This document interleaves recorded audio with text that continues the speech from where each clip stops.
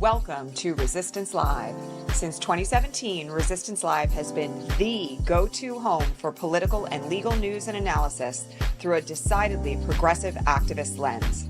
I'm your host, Elizabeth Cronise McLaughlin. I'm a former Wall Street and human rights lawyer, a lifelong organizer, and a leadership and impact consultant for all those seeking to lead big progressive change in these incredibly challenging times. To get bonus broadcasts, ask questions, and more, don't forget to become a paid subscriber to the show at patreon.com/resistancelive. And to learn more about what we do to help progressive leaders everywhere, check out GaiaLeadershipProject.com. And now, here's today's show. Hi, everyone. Welcome to Resistance Live for the 30th of October, 2025.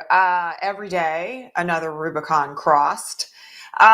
Today we have to talk about an indictment that dropped yesterday, among many other things that we have to talk about today, against Kat Abughazaleh, who many of you know has been, in addition to the fact that she's running for Congress from Illinois, has been in front of the Broadview detention center protesting routinely over the last couple of months. We've talked about her many times here before. She is the person who was literally picked up and body slammed to the pavement by an ICE officer. She was beaten in the face with a baton by an Illinois State police person. She has been shoved, brutalized, witnessed people being pepperballed, has been out there nonstop doing her part to protect people who have been detained and also to protest the detention of people who are being kidnapped by ICE. Yesterday, the Department of Justice, in an indictment that indicted Kat and 5 other people who are now being referred to as the Broadview 6, some of whom, by the way, are also already elected officials, were indicted allegedly for conspiracy and for what is stated in the indictment, impeding, interfering with, assaulting, or resisting ICE officers. So I want to be really clear about this because the conduct that's being alleged does not meet that definition. Okay. And I want to make something really clear here. We have a First Amendment right to protest in this country. That right is more or less absolute. We have a right to protest. We have a right to use our voices to petition the government. We have a First Amendment right to free speech. And there is nothing, I want to make this very, very clear, nothing that Kat or any of the other Broadview 6 have done in the course of protesting that rises to the level of a federal crime, okay? I mean, I think this goes without saying how, given that we know what we're dealing with here, but let's just go through the conduct that is alleged. They have alleged that Kat and several others stood in front of an ICE van in front of the Broadview Detention Center, that some of the people who were with them banged on the hood of the car, that another person who was indicted with Kat stood to the side of the car and blocked the side mirrors. That is the extent of the conduct that they are claiming violates federal law. And we have to put this in context because let's not forget, at the Broadview ICE facility, ICE officers have shot people of the cloth in the face with pepper balls. They have intentionally aimed pepper balls at the heads of protesters. There is footage out there of the bodies of people who have been pepperballed by ICE so many times that their backs are covered in bruises and wounds and scars. Okay. So when we look at all of this from the perspective of where can we attribute violence in this dynamic? There's really no question whatsoever that if anybody has been inciting violence in this scenario, it is ICE and the people who are with them, right? Because we know there's other law enforcement working with ICE, including the Illinois State Police, which, of course, as we have discussed here many times, raises huge questions about what Governor Pritzker is actually doing when he says one thing and lets the state police do the other. All that said, this is similar, just so we understand it, to ways in which the DOJ has tried to weaponize federal law against other officials who have sought, for instance, to exercise their oversight responsibilities in relation to other ICE facilities, okay? And the chances are very strong here that this case is not going to result in Kat or the other members of the Broadview Six being actually sent to prison. And in fact, my theory on this at the moment is that this is backfiring wildly. More on that in a minute. But I do want people to understand that notwithstanding that an indictment was obtained, the evidence here does not support the claim of conspiracy and the claim of resisting or interfering with a federal officer in the course of their duties.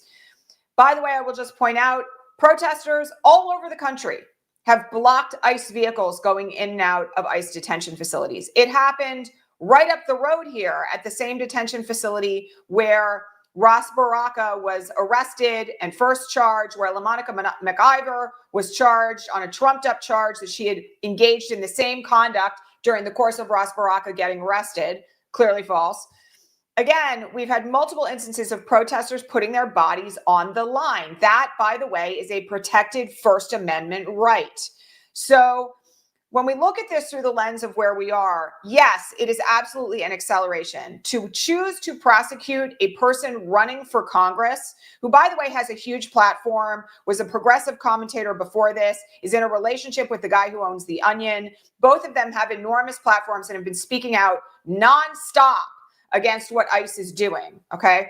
And all that said, one of the things that I think we have to think about in this scenario is what this does strategically, not just for Kat Abughazaleh's campaign, but what it does in general for the profile of what ICE is doing at Broadview, okay? And so one of the things to think about here is that, you know, while the video that Kat put out yesterday announcing that she had been indicted was very serious. Like, I don't want to kind of understate the fact, like she knows what she's up against is grave. Nonetheless, what she pointed to was the really critical importance of being courageous in this moment and the importance of refusing to back down in the face of this attempt to weaponize the Department of Justice against protesters and against leaders of progressive movements and progressive causes. And it was very brave. You know, I actually watched it several times because the second half of this like 2.5 minute video that she put out is really like a call for everyone to step up and be courageous and find their own bravery in this moment. And she's saying that when she's like immediately in the crosshairs of the DOJ. I personally will just say that I think that of all the people they could have chosen to indict in this moment, she, as an Arab woman who has spoken out against Gaza, what's happened in Gaza, who has been on the front lines of protests, who is running for office, who has had a viral campaign, I think they have wildly underestimated not just Kat, but also what the response to this is likely to be. You know, Kat's 2.5 minute video had something like 20,000 shares on Blue Sky yesterday by the time an hour had passed. And if she didn't have a national platform before, she definitely has one now. And I think it's even arguable that she had one prior to this. So the real thing that I just want everybody to think about in response to this is that, of course, they are doing this to try to terrify people into silence. And Greg Bovino, who we're going to talk about again today, we spent a lot of time on him yesterday, did give an interview before his court appearance on Tuesday, where he essentially said, if you don't want to be shot, pepper balls or otherwise, don't protest, okay? Which, by the way, is a direct violation of the Constitution, okay? They clearly think that by indicting Kat, they're going to get the rest of us to stop taking direct action against ICE. And her video was very clear on this, that if we withdraw in the face of this kind of action, they win. And I'm just going to remind everybody, you know, I spent some time thinking about this last night, just in the context of where we find ourselves, because, you know, we have some people, I have some people in my circles who were at the Socialism 2020, I think it was Socialism 2025 conference earlier in the year, where there was a panel of longtime activists who said, someone on that panel said at that time, by this time next year, some of us will be in prison and some of us will be dead. That's what we're up against, right? And there was silence in the room, apparently, when this was said. And, you know, I think that prediction is proving to be true. And yet they are also choosing to target people at this time, in any event, who are more than prepared to meet the moment, right? You have to think through what's behind this, because it's not very smart from like a political strategy standpoint to indict someone with a platform like Kat's when she literally is in a romantic relationship with the owner and editor-in-chief of The Onion. Like, what is the likely outcome of this scenario? The likely outcome of this scenario is that their platforms are going to be maximized, not just to support Kat as she goes through this fraudulent and persecutory indictment, but also to raise awareness about the need for all of us to step in, right?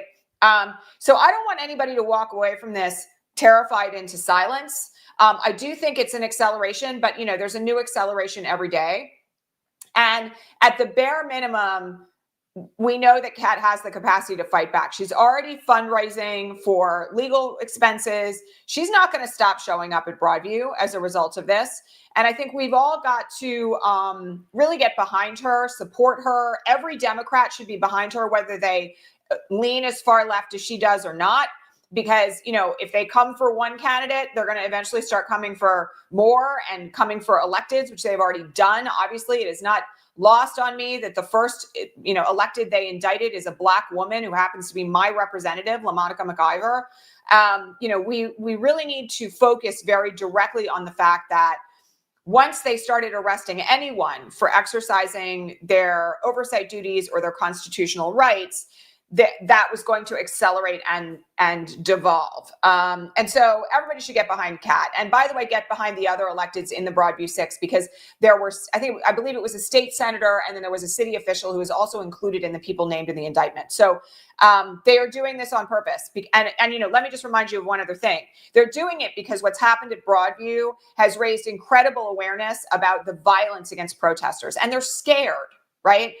I think the perception is if they can stop people from protesting at Broadview and they can therefore stop the kettling of protesters, stop people taking video footage of priests being shot in the head, right? Then maybe people won't resist quite so much. And I think this is actually going to have the opposite effect. So it's very important at this point that we see them for what they're doing. And by the way, I have to keep repeating this. Every single poll that keeps coming out right now is showing that Trump's poll numbers are lower than they have ever been. Like right now, there was a poll that came out yesterday that showed that he is below the lowest point of his first term and lower than any other president at this particular point in his term. So they know they're hated. They know that what they're doing on the streets of this country is wildly, wildly opposed. And the only way that they can think of at this point to keep people silent is to target people who will then cause us to become afraid that we could be next. And we can't take that bait because there's way more of us than there are of them. That's one of the reasons, by the way, why they know that they're destined to lose. Okay. Speaking of Greg Bovino, let's go there, because we spent yesterday's broadcast talking about this order that had been entered by Judge Ellis that was requiring him to show up every day in court to report on claims that they were under threat, and had, did require all of the people under his command. Reminder, he's the chief of the of CBP, to get body cameras and the like. So, of course, the DOJ, the Trump administration, immediately appealed that to the Seventh Circuit Court of Appeals, which, again, reminder, district court is the trial level, Circuit Court of Appeals is the federal circuit level of appeals, and then the Supreme Court, okay? So they went to the Seventh Circuit, and everybody who's here, I hope, is not flipping out about this, because you all have been here many, many, many, many times with me on this front before. A temporary stay was issued, not requiring Bovino to show up every day in court while they are considering the appeal. So this is not going to last forever. This is only while they're considering whether or not to take, not to take it, but how they're going to respond to this particular appeal. And it doesn't change the fact that many of the other provisions in the order remain in place. Okay, so not perfect, because I was really enjoying the idea of Bovino having to subject himself to Judge Ellis, especially given what she did to him on the stand on Tuesday. But we're still continuing to see certain forms of accountability stick. So that's something to be aware of there. Okay, we had more boat bombings in the Pacific, mass murders of fishermen in the Pacific yesterday by the U.S. military. Somebody asked me a question like, why isn't anybody stopping this? So I have to point a couple of things out here, okay? presumably another country whose citizens were being bombed out of the water without any provocation and for no documented reason whatsoever, particularly when like international protocol calls for boarding a boat if there's a suspicion that they're engaged in criminal activity. Their response would be to engage in war with the United States. And I have to point out that for some of these countries, like Trinidad and Tobago, right, or even Venezuela, the idea of going to war with the U.S. is not something that they prefer, okay? And the International Criminal Court at The Hague is something that the United States is not a member of, which means that the United States does not submit to the jurisdiction of the International Criminal Court. Now, there are debates to be had about things like sanctions. There are actually debates to be had about the jurisdiction of The Hague in this case because the actions are taking place in international waters.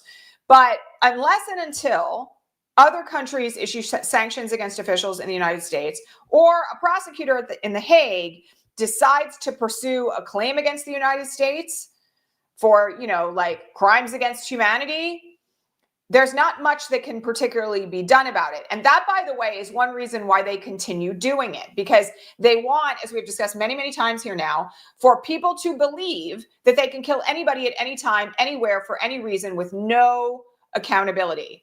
And I will just tell you all that I think there will be accountability eventually.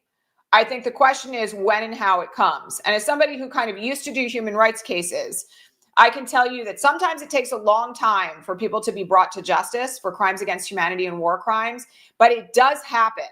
And it's a matter of political will, but also a matter of the right political moment for that to happen as well. So, I don't want anybody to be like, why isn't anybody stopping this? Well, nobody inside the United States can stop it because the entire federal government is under the control of the Trump regime, right?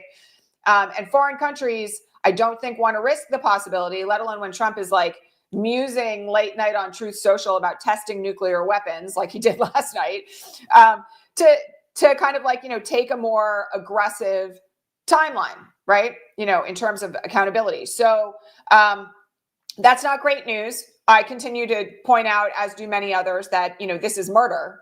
They're essentially engaging in mass murder and creating snuff films and posting them on social media. And it's abhorrent and amoral and illegal.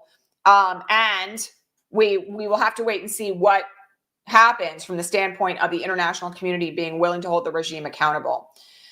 Okay. Grijalba has still not been sat. I feel like I have to mention this every day. Mike Johnson is actively engaged in a cover-up to not release the Epstein files. Please don't forget that. And also, we are now less than 48 hours away from SNAP benefits expiring, and the House is not in session. Somebody asked me a question about this yesterday. I just have to point out the Senate is still in session. The Senate has actually now twice in 24 hours voted down tariffs that Trump tried to assess against foreign countries. They're also still considering judicial nominees to the bench. The Senate is at work. The reason why the House isn't at work is because Mike Johnson doesn't want to seat Adelita Grijalba, because once he seats her, there's going to be enough votes to vote to release the Epstein files. So all of this is by design. There is a lawsuit pending by the Arizona Attorney General to try to get Grijalba sworn in. We have yet to see how that case is going to evolve. It's definitely seeking a preliminary injunction requiring her to be sworn in.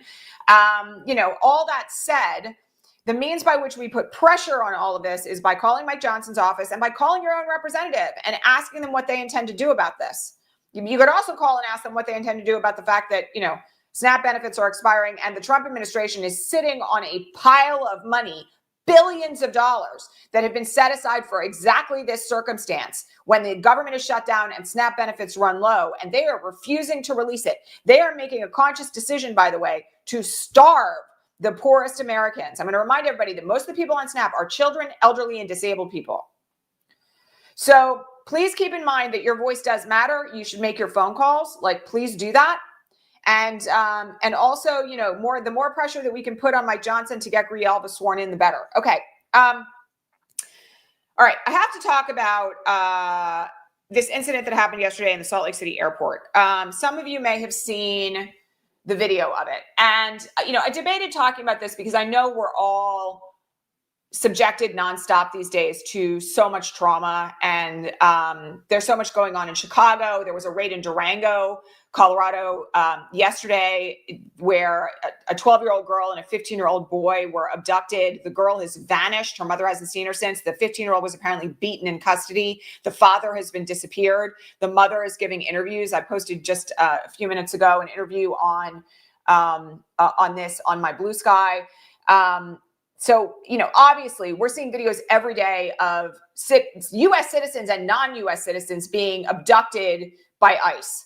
But the video yesterday in the Salt Lake City airport, I watched so many of these videos at this point. The one in the Salt Lake City airport just really absolutely shattered me. It is a brown woman screaming for her child, screaming in the terminal of the airport, "Help me, help me, help me, help me," as folks stand around and watch and don't know what to do, as white people walk by. And she is essentially tackled by 4 men in like plaid shirts, not even looking like ICE agents, no identifying badges or anything else, while a police officer inside the airport looks on, and she's dragged away like screaming. It is like the torture of a mother being taken from her child. And the woman who recorded it just happened to be in the airport. And, she can be heard as she's recording this, like with her voice shaking, saying like, "Have mercy. She's a human being," right? As this woman is just screaming and wailing for her kid. And I woke up at 3:00 in the morning hearing that woman in my sleep. And I mention it because I don't want anybody to become numb to what this regime is doing. These kinds of things are happening to thousands of people a day. The regime's quota is 3,000 arrests per day. And we have to recognize that these are mothers and fathers and grandfathers and sons and daughters, and sometimes U.S. citizens, not that it matters, who are literally being kidnapped and dragged away and put in camps, and then often deported to countries that are not even where they're from. I want everybody to not lose sight of what this country has become. And I have to say, when I was awake at 3:00 in the morning thinking about this, I was like, yeah, but we've always done this, right? We took indigenous kids away from their families and put them in boarding schools where they were tortured, sexually abused, and murdered. We separated the families of enslaved people routinely for hundreds of years, right? This is something that this country has always done. And yet, at this moment, with, the ability to film every single incident like this, it's really important for all of us to bear witness to it and to not forget that, like, it's torture, that it is inhumane, that what this country is doing is going to scar human beings and their families for generations to come. And I want everybody to remember that when you think about what you are capable of doing, right? I've had a lot of conversations over the last couple of days with people who are scared, and like, I get it, right? It's hard to not be scared when, they're randomly indicting members of people running for Congress, and people are getting shot and beaten and thrown to the ground and concussed, and members of the clergy are being shot in the head. It's hard to not be scared, right? And simultaneously, I have to point out that that woman had no one who actually interfered in what was happening. Right? There were people who videotaped it, and God love this woman, Shannon, who did it. I mean, she bore witness and she put it out on social media, and she was shaking and crying when she did it. She tried. She used her voice, right? But not enough of us, as yet, are prepared to actually intervene. And there have been events in Chicago where residents have actually prevented ICE from kidnapping their neighbors. Hasn't happened that much, but they've done it. And I just want to remind everybody that if you have not yet taken a bystander intervention training, you can go to right2be.org. You can Google Vision Change Win, and you can find their free online bystander intervention trainings and take them digitally. Also, pretty much every immigration rights coalition around the country right now is offering some form of in-person bystander intervention training.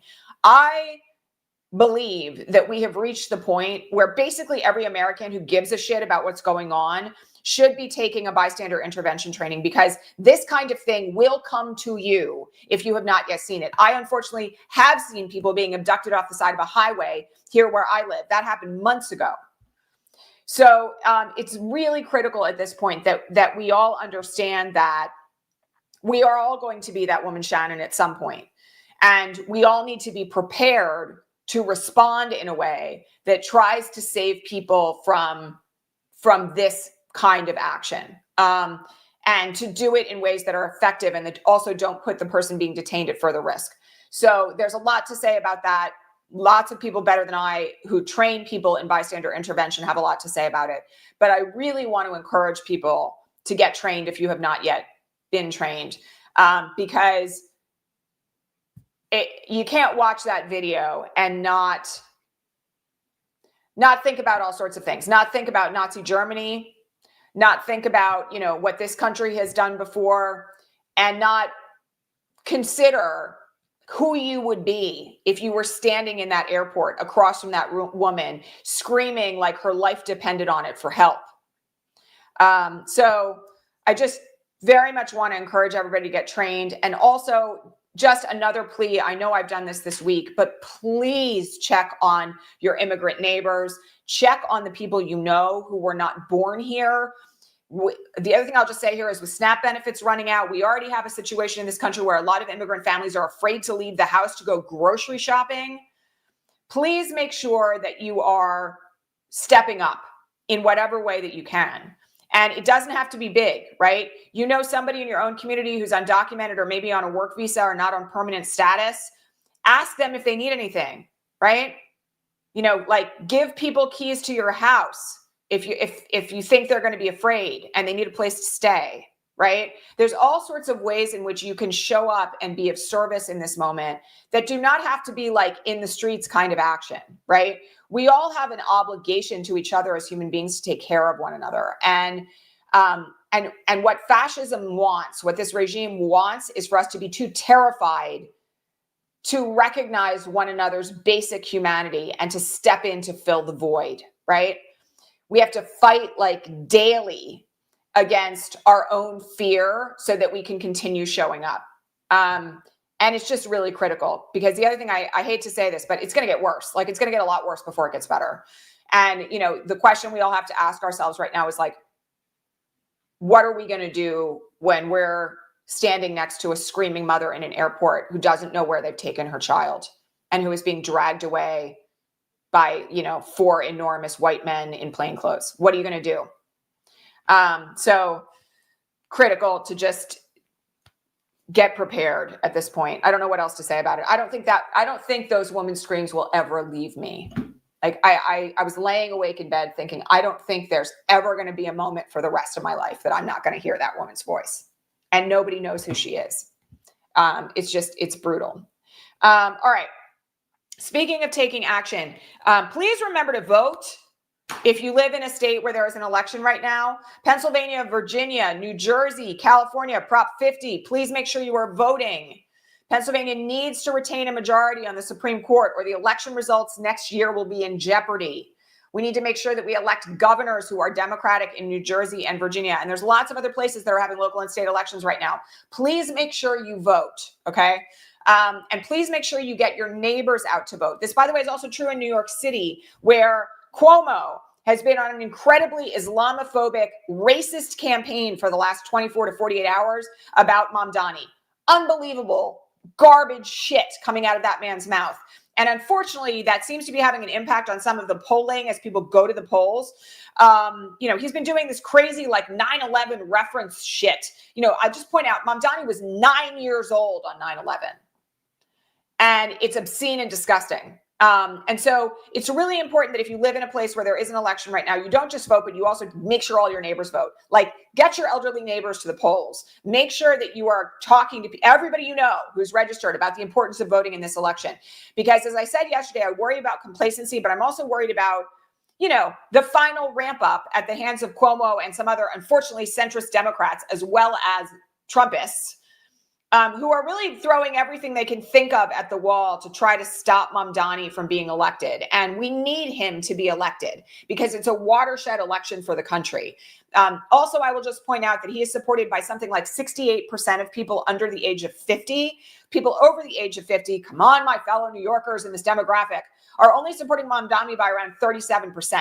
So make sure that you are talking to people who are older, Gen X and up, about the importance of voting for Mamdani and the importance of voting generally, even if you don't live in New York City. It's really important, just really critical. Okay, final question. Today on the Patreon feed, where I will remind you all, we are currently running a promo. You can become an annual subscriber for 20% off using the code FALL2025. That helps to support me, the team behind the scenes, and also helps to put food on my table to feed my children as a single mom. Please support this work. I'm grateful for everybody who is already a subscriber, and you can get in on that discount between now and the end of the year. Okay. I was asked on the Patreon feed this morning about how to cope with frustration when people that you know are blaming Democrats for the shutdown. And these are not people who are like MAGA, right? They're folks who are like, well, why won't Democrats just come to the table so people don't starve? Again, I have to point out, this is where facts are really relevant. The Trump administration has the money to fund SNAP right now in this emergency fund that's holding $5 billion. They could fund SNAP like that. They are refusing to do that. They're the ones that are holding onto that money that will literally save people from starvation. Okay. The second thing I want to point out here is that the reason why the Democrats are not caving is because of the subsidies to the Affordable Care Act. Now, if you weren't here yesterday, I'll just remind everybody, like me and my kids are insured through the ACA. Our premiums on the plan that we have right now are projected based on like the premium site that went up, the preview site that went up yesterday, to go from $1,200 a month to almost $2,300 a month in 2026 because of these subsidy rollbacks from the prior big, beautiful bill. Okay. I have to point out here that they are not standing on this on principle. They're not actually like playing politics with people's lives. What they're trying to do is make sure that millions of Americans can actually get health care. That's what the boundary is right now on this particular fight. And by the way, I will also point out, they're not saying this enough, but the other thing that's on the table right now is the funding of things like ICE and CBP and the Department of Homeland Security.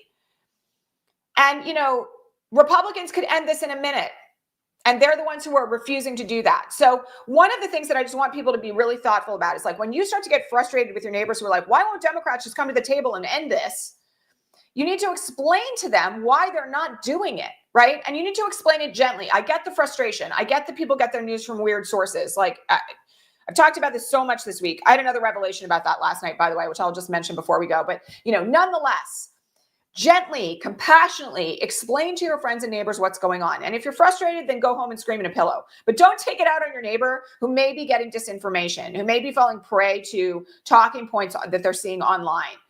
It's just really, really important that we understand that like minds can be swayed right now. Maybe not people really deep in the cult, but people who are not paying attention the way we are. People who are not immersed in what's happening in politics daily in the way we are.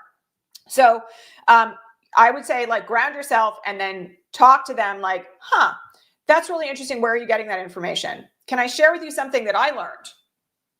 And then share like actual facts and see if that makes a difference, right?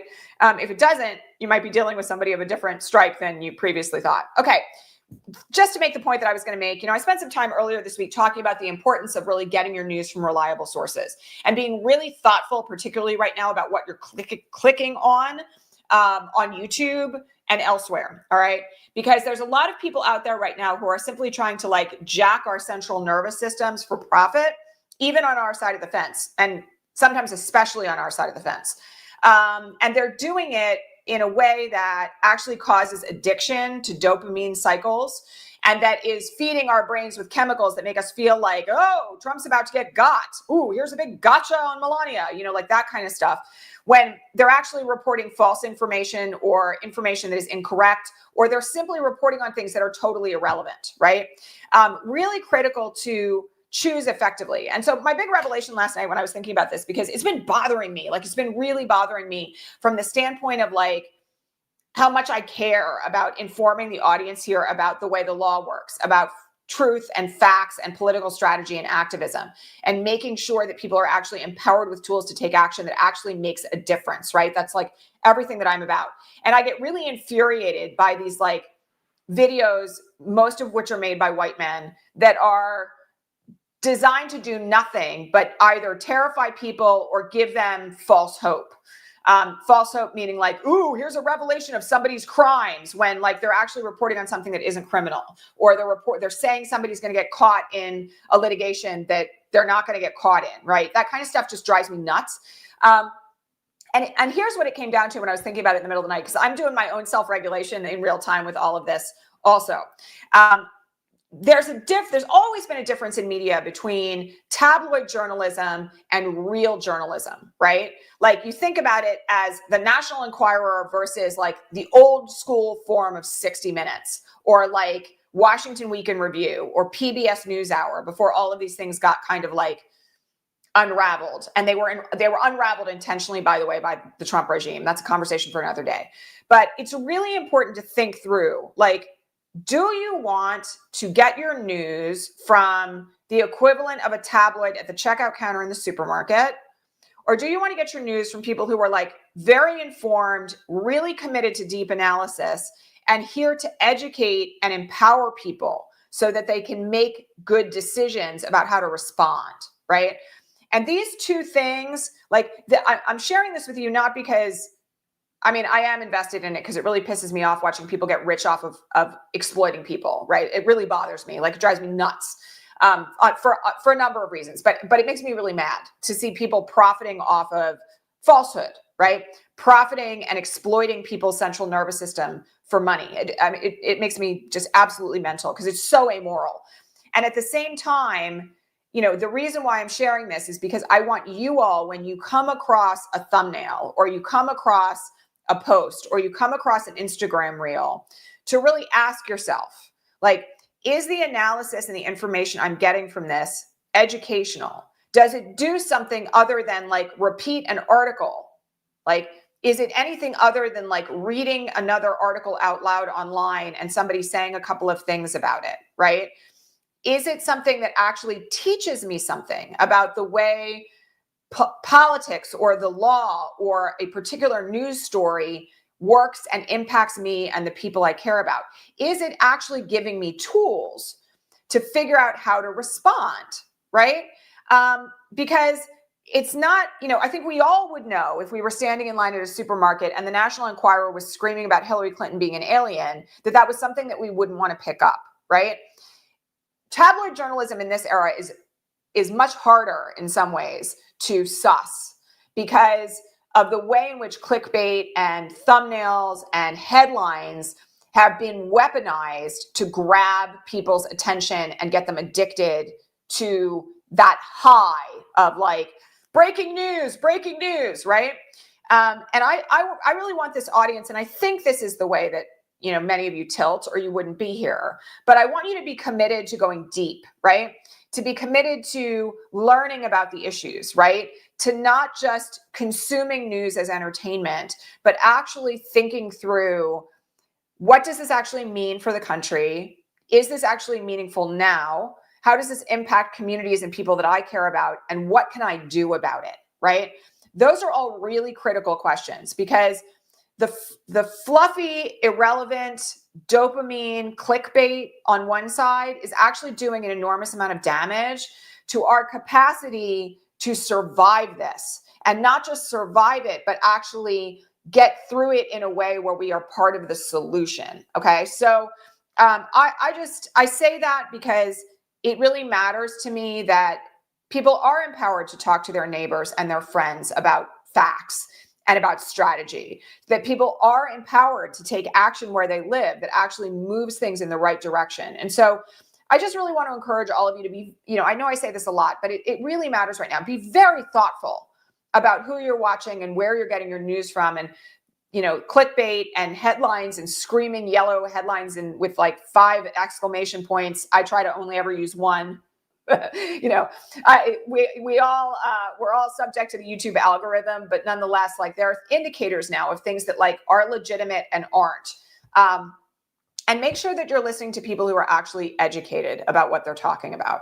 I particularly find it very galling listening to non-lawyers, and not even non-lawyers, like people who actively have no experience in the law, claiming to understand how the law works. Like at least when Allison Gill does that, she's got a lawyer on her podcast with her, right? And Allison and I are friends, but like she actually will educate her audience by having somebody on who like is a litigator or used to work for the FBI or is somebody who is like actively involved in a given litigation or has litigated things in the past. That I don't mind, right? What I mind is people who have these enormous platforms really fundamentally talking about things that they don't understand and that they have no experience with, and then getting people really wound up about it. And a lot of the times it's wrong. I've watched some of them and I'm like, that's absolutely not the way that works. Like you're actively feeding misinformation to your audience. It bugs me. So just please be very thoughtful about what you're clicking on. And, the other thing I will just say here is that if you are watching somebody who literally is just like regurgitating an article and then saying like a couple of lines of sentences on top of it, you're not getting anything new, right? And, my hope is that all of you who are here want a deeper understanding and you want strategies to be able to get through this. And that's why you're here. Like, I hope that's why you're here. And I hope that's one of the things that you're consciously choosing to search for when it comes to information that supports you in this time. All right. That's the end of that. I went on longer about that than I intended to. Okay. I'm here regular time tomorrow. Right now, there will be a bonus broadcast tomorrow. That's my current plan. This has been an absolutely crazy week for me behind the scenes in terms of my own work with activists and organizers. I've been going like nonstop, 12, 15 hours a day this whole week because there's so much going on. But I'm aiming to do a bonus broadcast tomorrow at 3:00 Eastern for our Patreon subscribers. Please make sure you subscribe to this broadcast, give it a thumbs up, share it with your friends if you think it would be helpful. And I will catch you all back here tomorrow. Oh, and today is the last day. Well, tomorrow's really the last day, but you're in the last 24 hours now to sign up for Power Lab, our new program for emerging organizers to overcome outrage and activate communities. This is for folks who are new and intermediate to this kind of work. So please join us. The link is below in the show notes. It will also be below in the comments when I'm done. Get in. Registration closes at 8 p.m. tomorrow night, Eastern. So please join us. Our first training video actually drops on Saturday. So we're off to the races and we have weekly calls starting on Monday. So please get in on that if you have not yet done so. Last chance. I'll mention it again tomorrow, but you got one more day to do it. So get in on that if you would like to. All right, friends, I will see you all soon. Take care. That's our show for today, folks. Thanks so much for being here at Resistance Live. To get more out of the show, including bonus broadcasts, the answers to all your most pressing political and legal questions, and way more, head on over to patreon.com/resistancelive and become a paid subscriber. And don't forget to hit subscribe here on your favorite podcasting platform to make sure that you never miss an episode. See you next time.